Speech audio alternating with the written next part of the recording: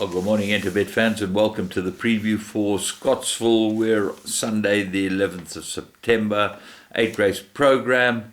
And as I've said before, your handicappings, if your programming's bad, you're going to have all types of problems with trying to fill fields, and this is the situation today.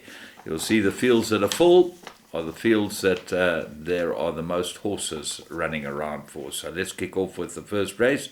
1240, that's 20 to 1 3-year-old fillies. Well, if you'd made an open fillies race, you would have had a lot more runners. So 3-year-old fillies they got, and as a result, there are 7 runners. Ashia Pambili, the Sean Terrier made number 5, looks impossible to oppose. It was back to favoritism first time out, and certainly looks like the right horse. The big danger's got to be Copper View, and I can't see anything else as the betting suggests. This horse is 1 to 4 or something, so ridiculous.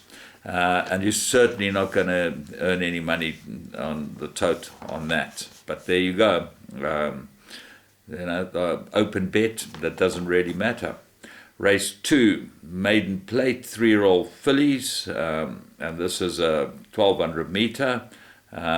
And as a result, the favourite is, and quite a hot favourite too, is Isn't She Bonnie from the Michael Roberts stable with Rachel Vinegar aboard. Good time she ran, got to have a big chance.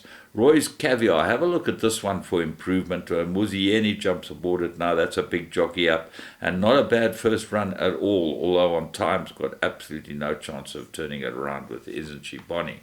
Spirited Flight certainly ran behind Isn't She Bonnie in that race in Petit Verdot and was favourite, so look for her to improve quite a lot. The Mark Dixon M8, that's number 3, they'll fight it out of the horses that have run. Race 3, Maiden Plate, fillies and mares, they go 1400 metres. Well, you have to have a look at this race and say to yourself, can only be 2 horses. Kitty's Boy's Girl looks like the right horse and is the even money favourite. Tricky Draw to overcome 8, might find it wanting here. Perennial is the horse that interests me, the Darryl Moore runner. Nice to see Mary Slack and Vulgabos Drift have given them a horse, he deserves it. And maybe this horse can run. A very interesting jockey booking, Sean Veal. He gets around, and he's picked up the ride on this. She can obviously run this filly, and I'd put her into all your play. Adelante might be a result horse. Race 4, Maiden Plate, fillies and mares that go 1750 metres. Well, I made a 2-cornered contest with one other. Mythical Tune looks like the right horse, a favourite for the Duncan Howells outfit. Course and distance improved last time nicely and pretty good run. Duchess of Gold is the big danger. Robbie Hill's runner, number 6. Keegan DeMello jumps aboard this. How's that for a jockey up? You look at who's ridden it before. Got to have a big chance. And then Fashion Enigma, the Alison Wright inmate with Rachel Vinegar on it, certainly got to have a chance as well.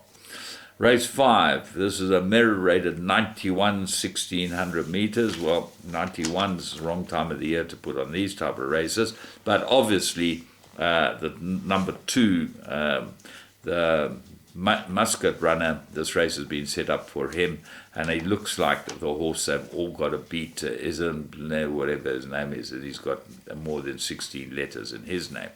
Anyway, Willow's Wish is the danger, and the Sean Terrier mate's got very good form. Distance 1 from 1 will go really well. It's quite open apart from that. Master of Destiny, Ideal Act, and the 2 Kareem runners all got chances with Flight Song. So there are a lot of horses in here with a chance. If the Dynasty, highly fancied Dynasty gelding doesn't fluffs his lines, and Willow's Wish does as well. Race 6, merit rated 86,000 metres. Lunacam, very hard to oppose. Look at the times, very, very quick this horse. But there are a couple of other quick ones here. Blazer Silk, Certainly goes well on this course and distance. He's won 5 of his 6 starts and against Rachel, which is a big plus.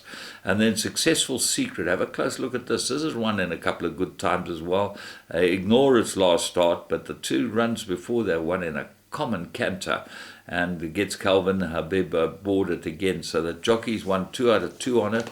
And this horse certainly goes well for him. Sekulu gets the blinkers. That might improve him. And they look to fight it out. Race 7, mirror rated 73, 2,400 meters. I think make it 3 horses. Hey Bull looks like the right horse with Rachel Vinegar aboard, claimed the 1.5. Look at the run before last, won extremely well. Was drawn 11 out of 13 course and distance. Time Taker might improve it. The weights gets 4 kilograms off its back, so it only carries 58.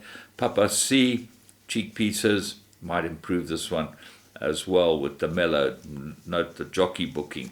But then Twice Golden, course and distance 2 from 6. Third run, lots to like about him. And the 4 kilogram claim's not going to make any, not going to adversely affect his chances. I think Twice Golden will go very well as his best course and distance. Got to have a big chance. Race 8, toughest race on the card. Well, there you go. Merit rated 69 fillies and mares. And these are the type of races you should be putting on at this time of the year, because you will fill the fields and that will improve the toe turnovers. But maybe Gold Circle don't care about toe turnovers because of their benefactors. So let's have a look and see what we like here. Winter Melody, 2 fair runs. Number 1, Kareem Runner. Diamonds and Dollars, this horse interests me. Doug Campbell's runner, big price. Look at the jockey booking. Muzieni, that's always worth having a look at. Name of the Game, DeMello rides it for the stable. That was going to improve, there's no doubt about it. Go back 3 runs. That run to Rocky Reef was good. Mel's Princess is your very weak favourite. And she's got fair form. She's head of the speed rating. But the stable companion might be the better of the 2. Raspberry Beret, the Wiley Hall filly, number 8. Tristan Godden and Carl Hewitson. He's 1 from 1 on this filly, and the course and distance 2 from 1. Then you look at Reckless Love, runs on, gets a 4 kilogram, 1.5 kilogram claimer, at least get them. He's now only claims 1.5, and that means got to carry 50.5. She'll run well. Green Sleeves may be better on the poly. Siege of Orleans, that improved last time. Needed this run. It looks like an improver. No, it didn't improve last time. Needed this last run. Looks like an improver with Rachel Vinegar aboard it. So, in a card that's pretty uninspiring and certainly very difficult to get through the first 3 races, I'm going to be watching Doncaster for the St. Leger and Macara and France. There's going to be some great racing overseas, so that should be fun. From me, James Goodman, and the whole Interbet team. Remember, you bet with Interbet, it goes on the tote. It doesn't go into the open bet and into the bookmakers' pockets. Have a go.